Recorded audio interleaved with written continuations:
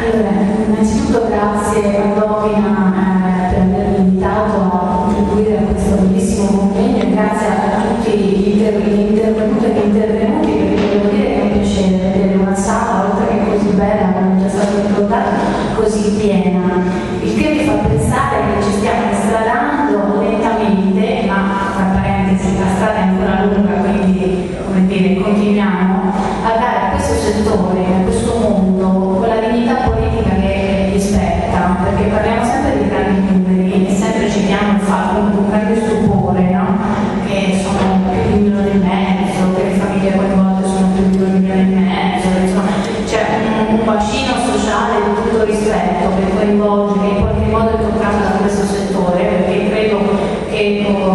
questa sala sicuramente, ma insomma chiunque o ha avuto una lavoratrice domestica, una colf, un assistente familiare nella propria famiglia o comunque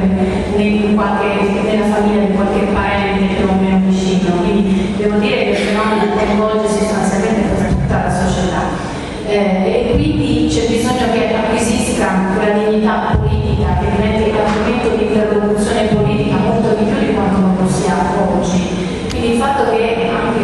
per esempio un'occasione come questa di discussione relevatissima, anche nello specifico di un tema anche trasversale rispetto al lavoro domestico, che abbia questa partecipazione mi sembra un buon segno, però non bisogna mollare, insomma, su questo continuiamo, giustamente il Presidente diceva prima che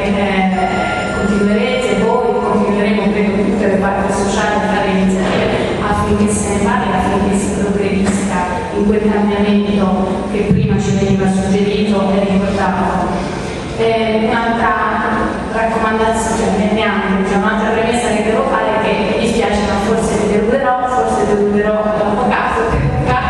ma non posso rispondere in maniera dettagliata a certe richieste, ovviamente quella che è la mia opinione rispetto a certi elementi contrattuali molto specifici che sono stati citati, anche perché ovviamente non ci troviamo qui a un tavolo di contrattazione, abbiamo un contratto che abbiamo felicemente rinnovato l'anno scorso, adesso siamo nella piena fase di gestione, però giustamente stiamo già guardando avanti e cerchiamo di capire come ulteriormente migliorare. Quindi senza dubbio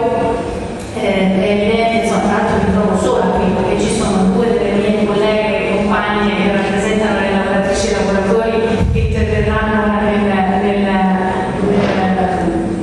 nella sessione successiva, mentre l'altra sindacalista, sempre che rappresenta la parte delle lavoratrici che non è potuta intervenire, tra l'altro mi prega di salutarne, che è Maria Veronesi della Wittus, quindi anche voi le conoscerete, sono state già ricordate la Disastra, la Rosetta e Rita della Coforica dell'Asis, quindi tra l'altro sarei sola in questo momento, quindi non mi addentro. Mi spiace, al momento non si può rispondere a queste richieste, però una cosa la dovrei ricordare che è molto importante. Noi siamo in un settore dove tanto abbiamo un contratto nazionale di lavoro e siamo uno dei pochissimi paesi in Europa, non dico nel mondo perché nel mondo penso che proprio vicino, forse non pensi, siamo proprio dei contratti collettivi nazionali che normano e tutelano il lavoro domestico, che quindi offrono un quadro condiviso di regole per gestire questo rapporto di lavoro. E quindi intanto vi è questa cosa qui che ci aiuta in un settore dove c'è una peculiarità che sembra banale ma va ricordata: il datore di lavoro è un privato, cosa che non succede negli altri settori, e il luogo di lavoro è una casa. Non solo, si parla di persone, sono state ricordate prima, quindi non abbiamo delle aziende, non abbiamo un rapporto fra persone, è un rapporto di lavoro molto prezioso, perché sta in un contesto, sta in un ambito di anche emotività, spesso molto, che è un elemento, diciamo, probabilmente dal valore inestimabile in alcuni casi, e ovviamente anche dal punto di vista, di potere contrattuale e quindi anche economico, descrive una fragilità estrema, proprio per quell'emergenza sociale che veniva richiamata adesso in chiusura, cioè con la prospettiva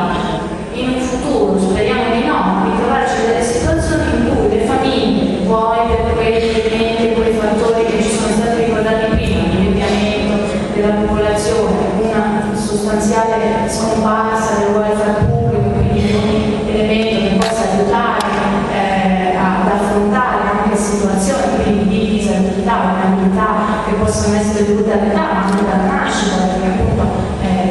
anche tutta una serie di esigenze di questo tipo, con le reti familiari che si vanno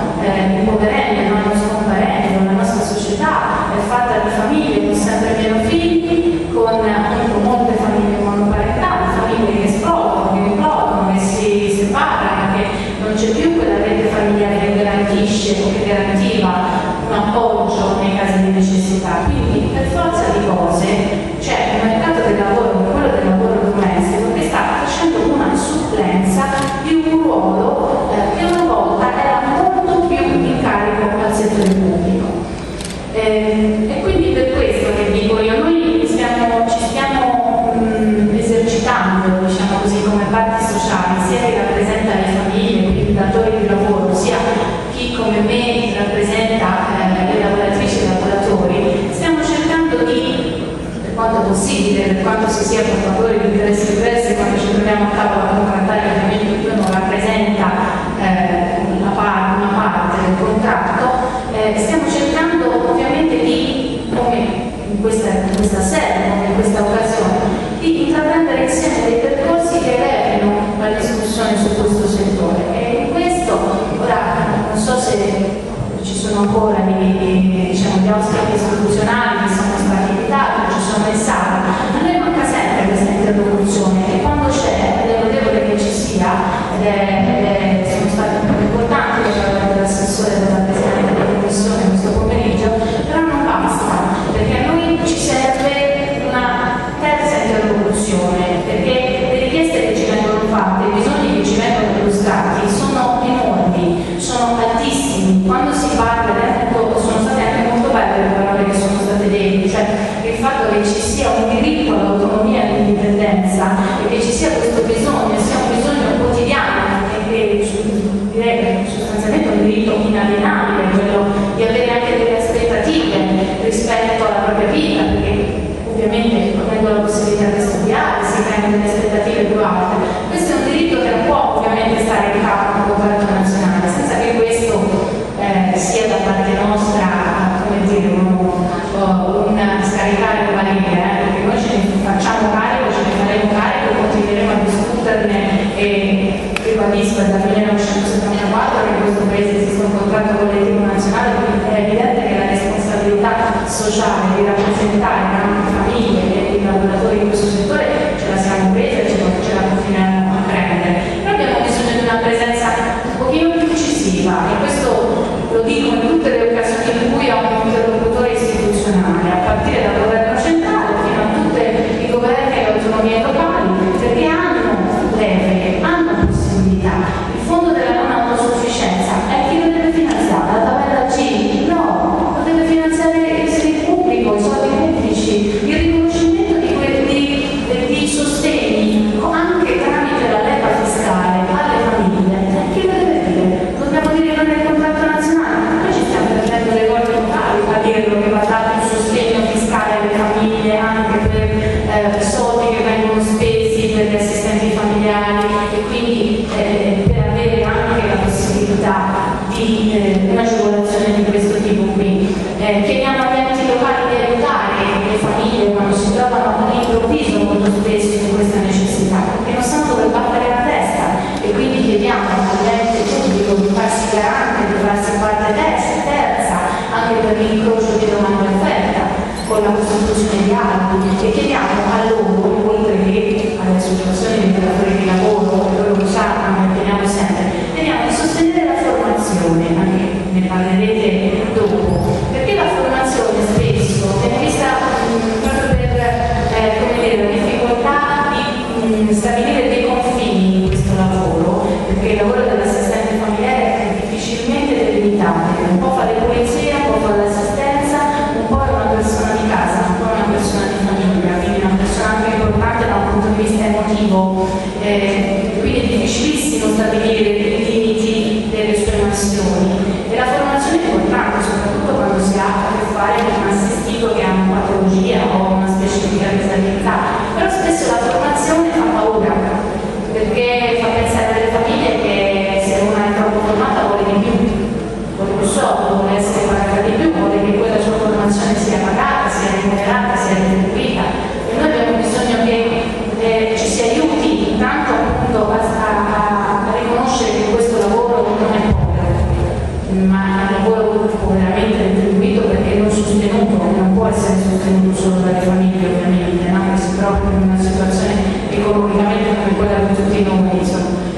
deve essere